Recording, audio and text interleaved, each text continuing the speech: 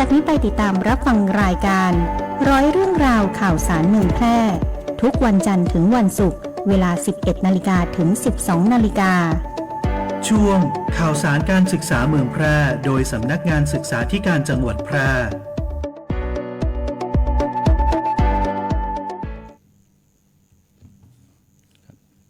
สวัสดีค่ะท่านผู้ฟังที่เคารพทุกท่านกลับมาพบกันเช่นเคยนะคะกับรายการร้อยเรื่องราวข่าวสารเมืองแพร่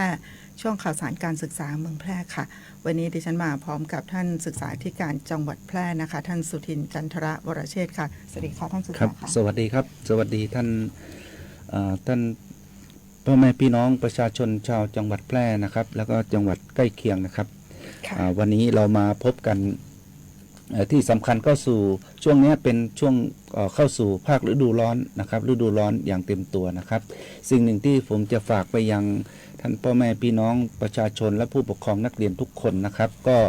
สัปดาห์นี้ช่วงเดือนนี้นะครับจนไปถึงเดือนมีนาคมต้นมีนาคมก็คือสู่ของปลายปีการศึกษาแล้วนะครับเด็กก็จะสอบปิดสอบปลายปีนะครับสอบปลายปีปลายภาคเรียนนะครับก็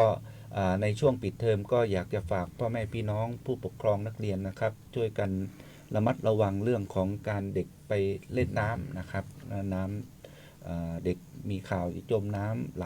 ลายที่นะครับก็ช่วยผู้ปกครองช่วยกันดูแลนะครับอันนี้ฝากไว้นะครับอันนี้เข้าสู่ฤดูร้อนเต็มตัวแล้วก็ปลายปีการศึกษาด้วยนะครับค่ะมันจะเป็นกิจกรรมที่เด็กๆชอบนะคะอย่างที่ท่านศึกษาบอกไปก็คือเข้าสู่ฤดูร้อนแล้วนะคะเด็กๆก็อยากเล่นน้ำนะคะแต่ว่าบางทีในส่วนของประสบการณ์หรือว่าเด็กบางคนอาจจะว่ายน้ำไม่เป็นนะคะว่ายน้ำไม่แข็งพอไปเล่นไกลหูไกลตาแล้วก็ระดับน้ำลึกจนเกินไปก็อาจจะเกิดอันตรายได้ก็ฝากท่านผู้ปกครองดูแลเป็นพิเศษด้วยนะคะช่วงนี้ครับตั้งแต่ช่วงกุมภามีนาเมษานี่แหละครับนะครับช่วยกันครับค่ะมาที่ข่าวแรกกันก่อนค่ะท่านศึกษาคะเมื่อสัปดาห์ที่ผ่านมาเมื่อวันที่20กุมภาพันธ์2569นะคะก็เป็นข่าวดีของจังหวัดแพร่ของเรานะคะมีสถานศึกษาในจังหวัดแพร่ของเราได้รับรางวัลพระราชทานประจำปี2567นั่นก็คือวิทยาลัยอาชีวศึกษาแพร่นะคะสังกัดสำนักงานอาชีวศึกษาจังหวัดแพร่ค่ะอันนี้ก็สร้างความภาคภูมิใจให้กับ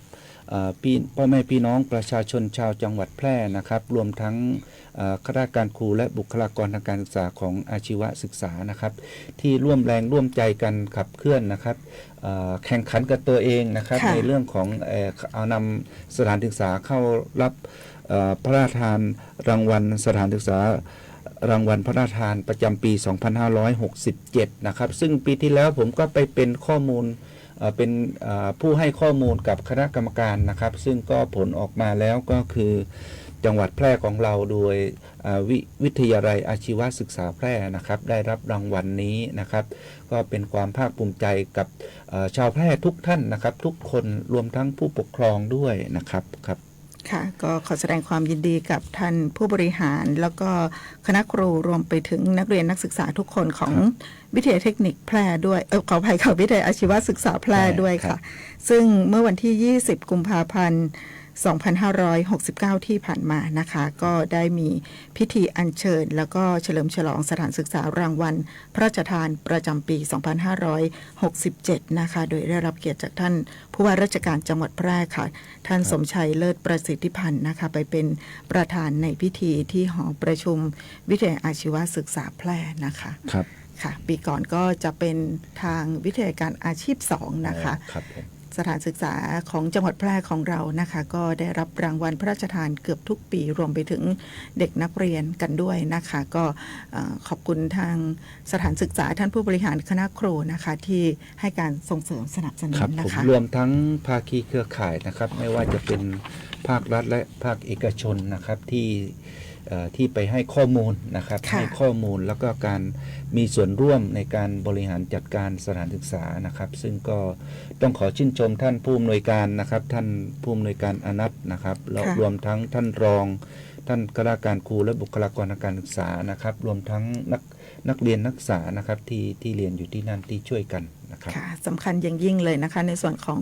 ภาคีเครือข่ายนะคะ ครับ ที่ไปร่วมให้ข้อมูลนะคะถื ครั อบ ว่าเป็นการสนับสนุนให้สถานศึกษาของเราได้คะแนนเพิ่มมากขึ้นนะ ครั คะ บ ท่าน ผมครับ ค่ะ ไปอีกข่าวหนึ่งนะคะเมื่อช่วงสัปดาห์ที่ผ่านมาเช่นเดียวกันนะคะเมื่อวันที่ 17 กุมภาพันธ์ 2569 นะคะนำโดยท่านผู้ว่าราชการจังหวัดแพร่ค่ะท่านสมชัยเลิศประสิทธิพันธ์แล้วก็ท่านทิติมาสุภาพันธ์ค่ะประธานแม่บ้านมหาดไทยจังหวัดแพร่นะคะพร้อมกับในส่วนของผู้บริหารหน่วยงานทางการศึกษาแล้วก็หน่วยงานที่เกี่ยวข้องนะคะได้ร่วมกันลงพื้นที่ตรวจเยี่ยมนักเรียน ครับ ทุนพระราชทานมทสค่ะท่าน ครับผมก็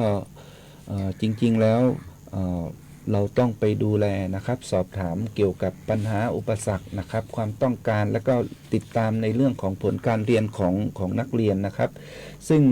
ในสถานศึกษาแรกที่ท่านผู้ว่าราชการจังหวัดพร้อมกับคณะนะครับไปก็โรงเรียน โรงเรียนสลอยเสรีวิท ส ยา ลอยเสรีวิทยานะครับซึ่งก็เด็กก็มีความตั้งใจสูงมากนะครับ ค่ะ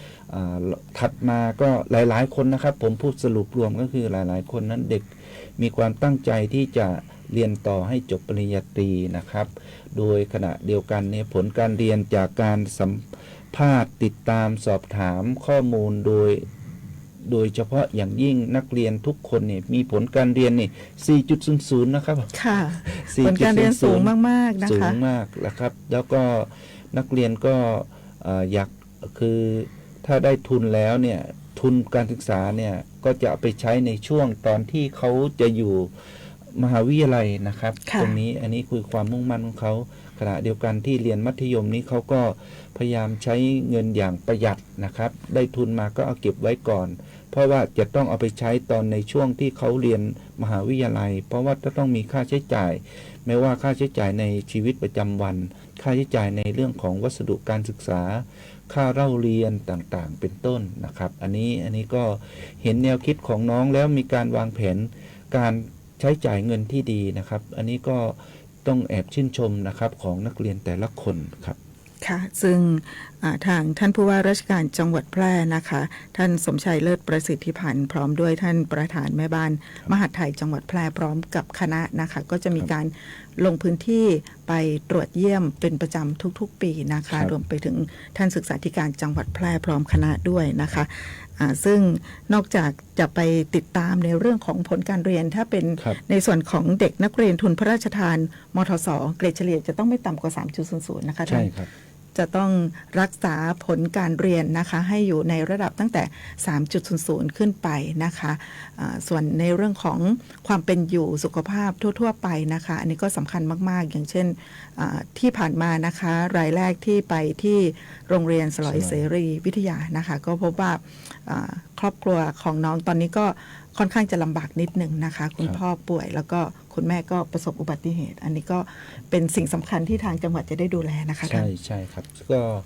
ทางจังหวัดก็ประสานหน่วยงานที่เกี่ยวข้องนะครับ ทั้งฝ่ายปกครองทั้งพมนะครับเข้าไปช่วยนะครับ เข้าไปดูแลนะครับหากเขามีผลกระทบที่หากมีผลกระทบก็เข้าไปช่วยดูแลสนับสนุนนะครับ เพื่อให้น้องเขาเรียนจบนะครับ น้องเขาอยากเป็นคุณครูนะครับสำหรับ ค่ะ รายที่อยู่ที่โรงเรียนสลอยเสรีวิทยานะครับ อยากเป็นครู แต่ก็อีกอันหนึ่งก็ใจก็ตอนนี้เขาคิดอยากเป็นครูนะครับ ค่ะ แต่ถ้าอยู่ใกล้บ้านก็จะให้เรียนที่วิไลพยาบาล ทำงาน ใช่ไหมครับ พิเศษในสถานพยาบาล ครับผม ด้วยนะคะ อันนี้ มีความ ก็คือ สามารถหลากหลาย ต้องดูต่อไป เพราะว่าน้องกำลังอยู่ชั้นมัธยมศึกษาปีที่ 4 นะครับ ค่ะ เดี๋ยวม 5 ม 6 ก็คงจะดู เพราะว่าเขาต้องดูแลคุณพ่อคุณแม่ด้วยนะครับ อันนี้ทางหน่วยงานที่เกี่ยวข้องก็ช่วยกันดูแลไม่ว่าจะเป็นสถานศึกษานะครับ เป็นกำลังใจแล้วก็ ครับ พร้อม กำลังใจ ให้การ ครับ สนับสนุนนะ ครั คะ บผมครับ ค่ะ ก็ดูแลในส่วนของพื้นที่ด้วย แล้วก็หน่วยงานที่เกี่ยวข้องด้วยนะคะ ไปอีกข่าวหนึงค่ะภารกิจเมื่อวันหยุดที่ผ่านมาค่ะท่านศึกษาคะ ครับ เมื่อวันที่ 21 ถึง 22 กุมภาพันธ์ที่ผ่านมานะคะ มีการสอบคัดเลือก เด็กนักเรียนห้องเรียนพิเศษนะคะซึ่งวันเสาร์นะคะวันเสาร์ที่ 21 กุมภาพันธ์ก็จะเป็นการสอบคัดเลือกนักเรียนเพื่อที่จะเข้าห้องเรียนพิเศษของระดับชั้นมัธยมศึกษาปีที่ 1 ค่ะส่วนวันอาทิตย์วันที่ 22 กุมภาพันธ์นะคะเป็นการสอบคัดเลือกนักเรียนห้องเรียนพิเศษในระดับชั้นมัธยมศึกษาปีที่ 4 ซึ่งจังหวัดแพร่ของเรามีโรงเรียนที่แข่งขันสูงอยู่2 แห่งด้วยกัน2 แห่งก็คือโรงเรียนพิริยาลัยใช่ไหมครับ แล้วก็โรงเรียนนารีรัตน์อันนี้ก็คือสำคัญที่ผมบอกให้ทางผู้ฟังทางบ้านได้รับทราบนะครับก็คือส่วนหนึ่งก็คือเป็นบทบาทของคณะกรรมการศึกษาธิการจังหวัดแพร่นะครับที่จะต้องเข้าไปร่วมกับของคณะกรรมการปปช.จังหวัดนะครับที่เข้าไปกำกับติดตามดูแลในเรื่องของการรับสมัครการดำเนินงานรับสมัครนักเรียนให้มีความโปร่งใสนะครับมีหลักธรรมาภิบาลเข้าไปตรวจเยี่ยมนะครับอันนี้เราก็ไปตรวจเยี่ยมพร้อมกับทางผู้อำนวยการสำนักงานเขตพื้นที่การศึกษามัธยมศึกษาแพร่นะครับพร้อมบุคลากรที่เกี่ยวข้องนะครับสำนักงานศึกษาธิการจังหวัดนะครับพร้อมกับท่านผู้บริหารสถานศึกษาทั้ง2 แห่งนะครับที่เพื่อให้ดูกระบวนการดำเนินการรับสมัครของนักเรียนนะครับการคัดเลือกนักเรียนนะครับเพื่อ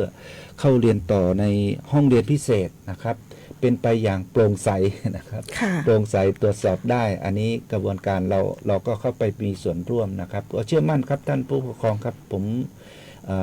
เห็นแล้วกระบวนการดำเนินการรับสมัครการคัดเลือกนั้นเป็นไปด้วยความโปร่งใสนะครับเป็นไปตามหลักธรรมาภิบาลนะครับซึ่งบทบาทที่สำคัญก็คือของคณะกรรมการศึกษาธิการจังหวัดจะต้องเข้าไปร่วมกับของสำนักงานคณะกรรมการเขาเรียกว่าเรียกสั้นๆก็คือปปช.นะครับปปช.จังหวัดเข้าไปกำกับเพื่อให้ไม่ให้มีเกิดเหตุการณ์ที่ความไม่เป็นธรรมไม่โปร่งใสนะครับซึ่งกระบวนการนี้ก็เข้าไปก็แสดงความเชื่อมั่นให้กับผู้ปกครองนักเรียนว่ากระบวนการคัดเลือกการดำเนินการครั้งนี้เนี่ยเป็นไปด้วยความยุติธรรมครับค่ะก็มีทั้งห้องเรียนพิเศษที่เป็นโครงการห้องเรียนพิเศษวิทยาศาสตร์คณิตศาสตร์เทคโนโลยีและสิ่งแวดล้อมหรือว่า SMTE นะคะแล้วก็โครงการห้องเรียนพิเศษภาษาอังกฤษซึ่งทางโรงเรียนนารีรัตน์นะคะปีนี้ก็เปิดพิเศษนะคะชั้นมัธยมศึกษาปีที่1ก็จะเป็น EP แล้วก็ชั้นมัธยมศึกษาปีที่4ก็เป็นโครงการห้องเรียนพิเศษภาษาอังกฤษ MEP นะคะเข้มข้นมากๆครับ ถ้าพูดถึงสมัยก่อนก็จะใช้คำว่าคัดเลือกหัวกะทิค่ะท่านครับผมค่ะสำหรับวันหยุดที่ผ่านมาครับคือที่คัดเลือกวันเสาร์อาทิตย์ที่ผ่านมาเนี่ยผมอยากจะนำเรียนให้กับทางผู้ปกครองหรือผู้รับฟังรับชมทางบ้านนะครับว่าเด็กเนี่ยเขาคัดเด็กที่หัวกะทิจริงๆนะครับถ้าเด็กฝากเนี่ยแต่ไม่คือไม่เก่งอ่ะแต่เข้าไปเรียนเนี่ยสุดท้ายก็เด็กจะฝากไม่ได้อยู่แล้วค่ะฝากไม่ได้โดยผลการเรียนทุกวันนี้ไม่มีแล้วนะคะสำหรับเด็กฝากก็ผิดด้วยนะครับผิดด้วยก็ถ้าเด็กเหล่านี้คือเด็กหัวกะทิเลยนะครับที่ได้1 ใน 30นะครับในแต่ละห้องที่เปิดแต่ละห้องที่เปิดเนี่ยนะครับก็ขอเชื่อมั่นนะครับก็ถ้าเด็กเก่งก็คือให้เขาเก่งต่อไปนะครับโรงเรียนก็จะมีการพัฒนาเพิ่มเติมศักยภาพให้เด็กให้เก่งให้มากที่สุดส่วนเด็กที่อาจจะหลุดไปก็ไม่เป็นไรครับต่อสู้ไปก็คือเดี๋ยวเราก็จะมีรอบปกติอีกใช่ไหมครับรอบปกติที่จะสอบทั่วไปอีกนะครับก็จะมีในส่วนของการคัดเลือกนักเรียนที่มีความสามารถพิเศษนะคะทั้งชั้นมัธยมศึกษาปีที่1แล้วก็ปีที่4นะคะชั้นมัธยมศึกษาปีที่1สำหรับการคัดเลือกความสามารถพิเศษนะคะจะสอบวันที่24มีนาคม2569ค่ะส่วนชั้นมัธยมศึกษาปีที่4นะคะวันที่25มีนาคม2569อันนี้คือรอบของความสามารถพิเศษนะครับเดือนหน้าครับเดือนหน้าค่ะแล้วก็อีกรอบหนึ่งก็คือห้องเรียนปกติค่ะห้องเรียนปกตินี่จะสอบช่วงปลายเดือนมีนาคมนะคะก็คือระดับชั้นมัธยมศึกษาปีที่1นะคะสอบวันที่28มีนาคม2569ชั้นมัธยมศึกษาปีที่4นะคะวันที่29มีนาคม2569ค่ะครับผมอันนี้เป็นไปตามโปรแกรมที่ทางสำนักงานคณะกรรมการการศึกษาขั้นพื้นฐานนะครับได้ ได้วางไว้นะครับได้วางไว้ท่านผู้ปกครองท่านผู้ชมทางบ้านครับว่าถ้าท่านผู้ปกครองได้รับข้อมูลข่าวสารขณะนี้นะครับเราเมื่อปี 2568 ที่ผ่านมาปีที่ผ่านมานะครับก็ท่านจะทราบข่าวนะครับ10 จังหวัด10 จังหวัดที่มีที่มีเด็กเกิดน้อยที่สุดนะครับเกิดน้อยที่สุดเนี่ยมี10 จังหวัดใน10 จังหวัดนั้นก็มีจังหวัดแพร่นะครับเป็นจังหวัดหนึ่งก็คือเมื่อปี 2568 เนี่ยประชากรทั้งประเทศไทยเนี่ยเกิดต่ำกว่า 500,000 นะครับ 400,000 กว่านะครับแล้วพอมาลงรายละเอียดเนี่ยก็คือประชากรที่เกิดน้อยที่สุดใน10 จังหวัดเนี่ยก็มีจังหวัดแพร่นะครับลำดับที่7นะครับมีประชากรเกิดเมื่อปี 2568 เนี่ย 1,373 คนนะครับนับไปอีก7 ปีครับเด็กที่เกิดปี 68 เนี่ย 7 ปีก็คือประมาณ 2,575 เด็กเหล่านี้ก็จะเกิดก็จะอยู่ชั้นป .1 ค่ะขณะเดียวกันโรงเรียนในจังหวัดแพร่ของเราก็มีรวมๆก็ประมาณเกือบ300 กว่าโรงรวมทั้งเอกชนด้วยนะครับก็ลองคิดดูครับว่า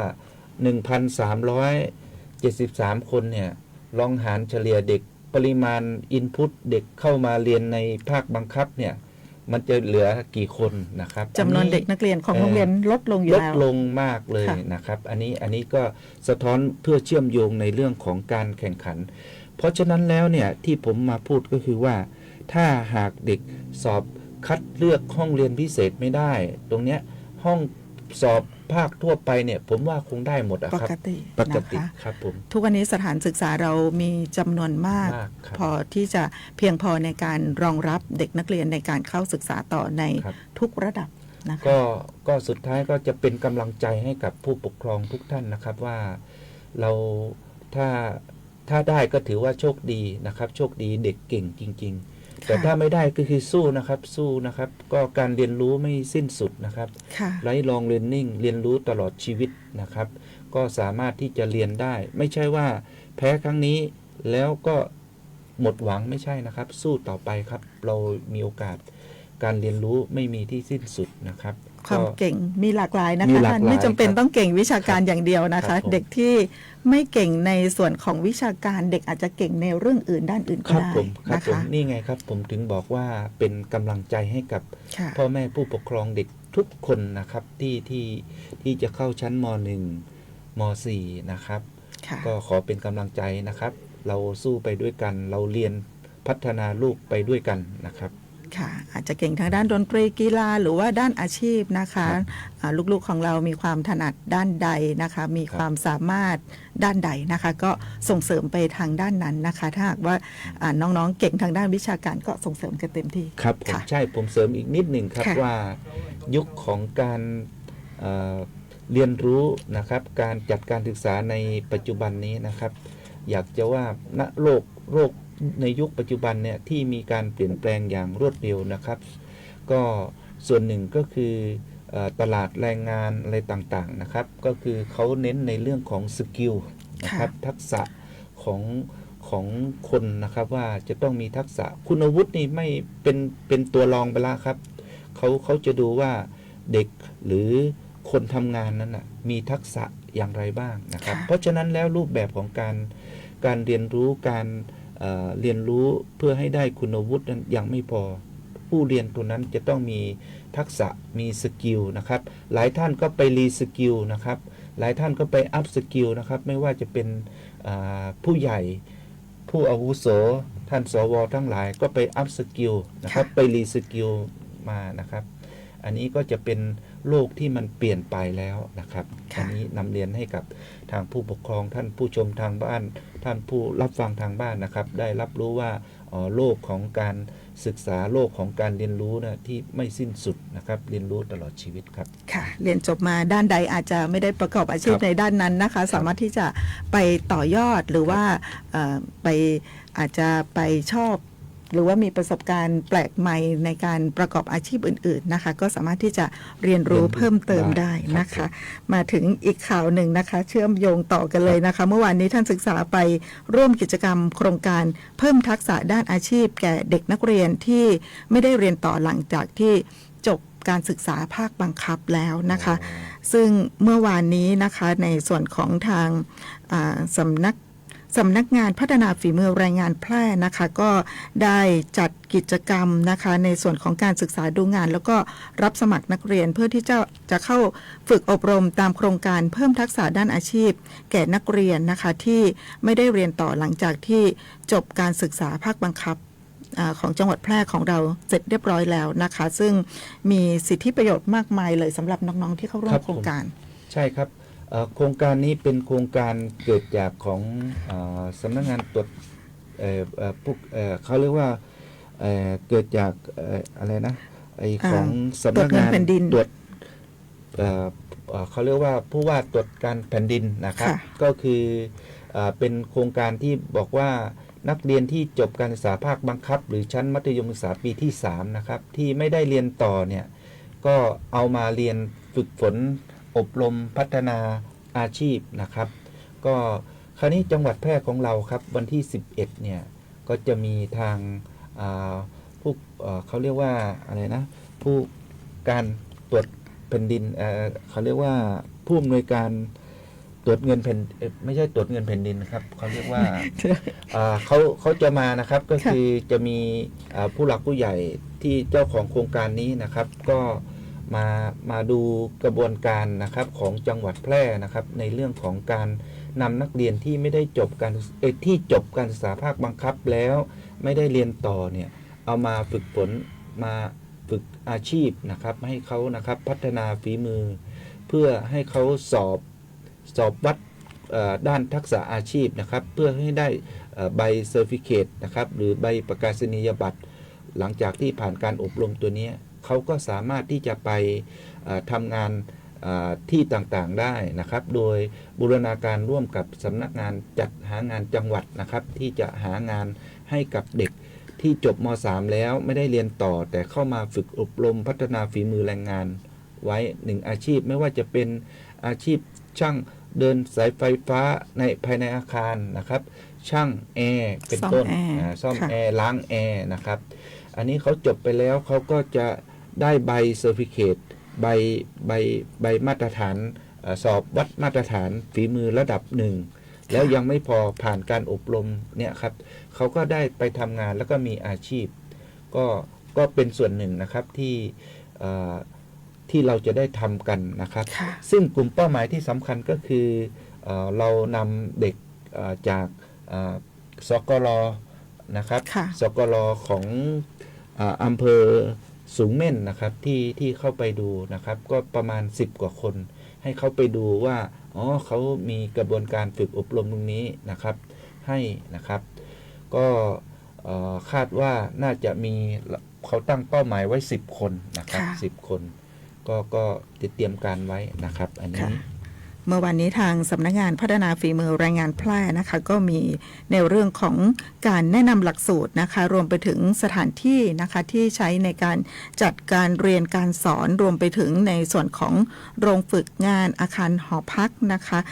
แล้วก็อาคารทฤษฎีมีทั้งทฤษฎีแล้วก็ปฏิบัตินะคะแล้วก็น้องๆที่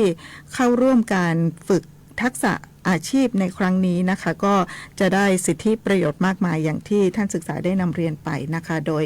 ได้รับการสนับสนุนงบประมาณจากสำนักงานผู้ตรวจการแผ่นดินนะคะก็จะมีหน่วยงานที่เกี่ยวข้องเข้าไปดูแลนะคะไม่ว่าจะเป็นในส่วนของพัฒนาสังคมและความมั่นคงของมนุษย์นะคะทางสวัสดิการสังคมแล้วก็ในส่วนของจัดหางานนะคะดูแลไปจนถึงในการประกอบอาชีพนะคะประสานไปยังสถานประกอบการเพื่อที่จะรับน้องๆที่ผ่านการฝึกอบรมเรียบร้อยแล้วมีอาชีพได้ประกอบอาชีพเลยนะคะครับตะกี้ผมนำเรียนไปนิดหนึ่งครับก็คือผู้ตรวจการแผ่นดินนะครับโดยสำนักงานตรวจการแผ่นดินนะครับก็จะมาเยี่ยมนะครับที่เยี่ยมที่สถาบันพัฒนาฝีมือแรงงานนะครับที่อำเภอสูงเม่นเนาะค่ะที่ตำบลร่องกะที่อำเภอสูงเม่นค่ะครับวันที่11นี้นะครับค่ะไปที่อีกข่าวหนึ่งนะคะ เมื่อวันที่ 23 กุมภาพันธ์ 2569 ที่ผ่านมานะคะท่านศึกษาธิการจังหวัดแพร่ได้มอบหมายให้ท่านพิทักษ์กาวีวนค่ะท่านรองศึกษาธิการจังหวัดแพร่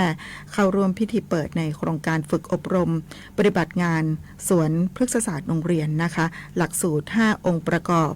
งานสวนพฤกษศาสตร์โรงเรียนนะคะซึ่งจัดเป็นรุ่นที่ 1 ปี 2569 นะคะที่ทางมหาวิทยาลัยแม่โจ้แพร่เฉลิมพระเกียรติที่อำเภอร้องกวางจังหวัดแพร่นะคะโดยได้รับเกียรติจากท่านคุณากรโคชชัยรันรองผู้ว่าราชการจังหวัดแพร่นะคะไปเป็นประธานในพิธีเปิดนะคะค่ะทั้งนี้ก็เพื่อที่จะให้ความรู้ความเข้าใจแล้วก็แนวทางการดำเนินงานตามนโยบายแล้วก็ทิศทางรวมไปถึงเป้าหมายของโครงการด้วยนะคะครับผมค่ะซึ่งโครงการอนุรักษ์พันธุกรรมพืชนะคะเป็นโครงการที่มุ่งเน้นให้บุคลากรหน่วยงานนะคะได้ร่วมสนองพระราชดำรินะคะซึ่งในการอบรมในครั้งนี้นะคะจัดขึ้นระหว่างวันที่ 23 ถึง 26 กุมภาพันธ์ 2569 ที่มหาวิทยาลัยแม่โจ้แพร่เฉลิมพระเกียรติค่ะครับผมอันนี้ก็โรงเรียนสวนพฤกษศาสตร์นะครับก็คือส่วนหนึ่งเราก็ร่วมกับศูนย์ประสานงานก็คือม.แม่โจ้นะครับวิทยาเขตแพร่ก็คือปีนี้เราต้องการให้สถานศึกษาทุกแห่งทุกสังกัดนะครับเข้าร่วมเป็นสมาชิกนะครับอพสทนะครับให้ครบ 100% ขณะนี้ก็อยู่ระหว่างการดำเนินการที่จะมีการดำเนินการจัดประชุมนะครับเพื่อเอาสถานศึกษาที่ยังไม่ได้เป็นสมาชิกอพสทเนี่ยเข้าร่วมเป็นสมาชิกอพสทให้ครบ 100% นะครับของจังหวัดแพร่ของเรานะครับซึ่งเราก็ได้รับการประสานงานโดยศูนย์ประสานงานมหาลัยแม่โจ้นะครับซึ่งเป็นศูนย์ประสานงานที่ดูแลในของจังหวัดแพร่แล้วก็จังหวัดน่านในทั้ง2 อำเภอนะครับ2 อำเภอของ3 อำเภอของจังหวัดน่านนะครับที่ม.แม่โจ้ดูแลนะครับเพื่อขับเคลื่อนให้สถานศึกษาทุกแห่งนะครับเป็นสมาชิกอพสทหรืองานสวนพฤกษศาสตร์ของโรงเรียนนะครับค่ะเป็นโครงการดีๆที่อยากจะสนับสนุนให้โรงเรียนทุกแห่งนะคะเข้าร่วมโครงการนะคะตอนนี้เป้าหมายของจังหวัดแพร่ก็คือจะให้ครบ 100% นะคะแต่ว่าบางสถานศึกษาอาจจะมีข้อจำกัดบางอย่างนะคะซึ่งตอนนี้ก็อยู่ในระหว่างของการดำเนินการเพื่อที่จะให้ถูกต้องแล้วก็ตรงตามเงื่อนไขสามารถที่จะเข้าร่วมได้นะคะค่ะไปอีกโครงการหนึ่งนะคะก็คือในเรื่องของการขยายผลการดำเนินการโครงการบ้านนักวิทยาศาสตร์น้อยประเทศไทยนะคะซึ่งท่านศึกษาธิการจังหวัดแพร่ท่านได้มอบหมายให้กับศึกษานิเทศนะคะผู้นำเครือข่ายท้องถิ่นนะคะรวมไปถึงวิทยากรเครือข่ายท้องถิ่นโครงการบ้านนักวิทยาศาสตร์น้อยประเทศไทยระดับประถมศึกษาเครือข่ายของทางสำนักงานศึกษาธิการจังหวัดแพร่นะคะโดยมีสน.นุชลีวงแก้วแล้วก็สน.รภัสกรธีรชานิทิตนะคะได้ลงพื้นที่นิเทศติดตามขยายผลการดำเนินการโครงการบ้านนักวิทยาศาสตร์น้อยประเทศไทยประจำปีงบประมาณ 2569 นะคะซึ่งมีสถานศึกษาหลายแห่งนะคะที่เข้าร่วมโครงการในครั้งนี้นะคะอย่างเช่นในส่วนของโรงเรียนอนุบาลเทศบาลวัดชัยมงคลนะคะโรงเรียนเทศบาลวัดเหมืองแดงนะคะซึ่งเป็นสถานศึกษาในสังกัดเทศบาลเมืองแพร่นะคะก็ในส่วนของศึกษานิเทศของทางสำนักงานศึกษาธิการจังหวัดแพร่นะคะก็ได้มีการบูรณาการการทำงานร่วมกันนะคะแล้วก็ลงพื้นที่ติดตามนะคะรวมไปถึงเพื่อที่จะขยายผลการดำเนินการโครงการบ้านนักวิทยาศาสตร์น้อยของประเทศไทยด้วยนะคะซึ่งในส่วนของโครงการบ้านนักวิทยาศาสตร์น้อยนะคะก็มีสถานศึกษาหลายแห่งนะคะที่เข้าร่วมโครงการนะคะทั้งในส่วนของสังกัดในส่วนของสพท.เองด้วยนะคะสังกัดองค์กรปกครองส่วนท้องถิ่นนะคะสังกัดเอกชนนะคะตอนนี้ในส่วนของการขับเคลื่อนโครงการบ้านนักวิทยาศาสตร์น้อยประเทศไทยของจังหวัดแพร่ของเราก็มีความก้าวหน้าเป็นอย่างมากแล้วก็ตอนนี้ก็สามารถที่จะขยายผลการดำเนินการโครงการออกไปให้กับโรงเรียนที่สนใจนะคะได้มีโอกาส เข้ามาเรียนรู้แล้วก็ดำเนินการร่วมกันนะคะค่ะขออนุญาตปิดท้ายที่อีกข่าวหนึ่งนะคะก็คือโครงการขับเคลื่อนการพัฒนาการจัดการศึกษาปฐมวัยในระดับพื้นที่จังหวัดแพร่นะคะซึ่งเมื่อวันที่17กุมภาพันธ์ที่ผ่านมาท่านศึกษาธิการจังหวัดแพร่นะคะได้มอบหมายให้ผอ.บุษบาสุขแก้วค่ะผู้อำนวยการกลุ่มนิเทศติดตามและประเมินผลเป็นประธานการประชุมคณะทำงานโครงการขับเคลื่อนการพัฒนาการจัดการศึกษาปฐมวัยในระดับพื้นที่จังหวัดแพร่ประจำปีงบประมาณ 2569 ขึ้นนะคะซึ่งจัดประชุมที่หอประชุมสำนักงานศึกษาธิการจังหวัดแพร่นะคะเป็นการดำเนินการในส่วนของคณะทำงานโครงการขับเคลื่อนการพัฒนาการจัดการศึกษาปฐมวัยในระดับพื้นที่จังหวัดแพร่นะคะก็จะมีในส่วนของหน่วยงานทางการศึกษานะคะสถานศึกษาทุกสังกัดของจังหวัดแพร่ที่เป็นคณะทำงานโครงการขับเคลื่อนการพัฒนาการจัดการศึกษาปฐมวัยในระดับพื้นที่จังหวัดแพร่เข้าร่วมประชุมในครั้งนี้แล้วก็ขับเคลื่อนการดำเนินงานไปด้วยกันนะคะค่ะวันนี้เวลาของช่วงข่าวสารการศึกษาเมืองแพร่หมดลงแล้วนะคะติดตามรับชมรับฟังรายการของเราได้ทุกๆวันอังคาร 11 นาฬิกาโดยประมาณทางสวทแพร่แห่งนี้ค่ะวันนี้นำรายการจากลาท่านผู้ฟังท่านผู้ชมไปก่อนค่ะสวัสดีค่ะ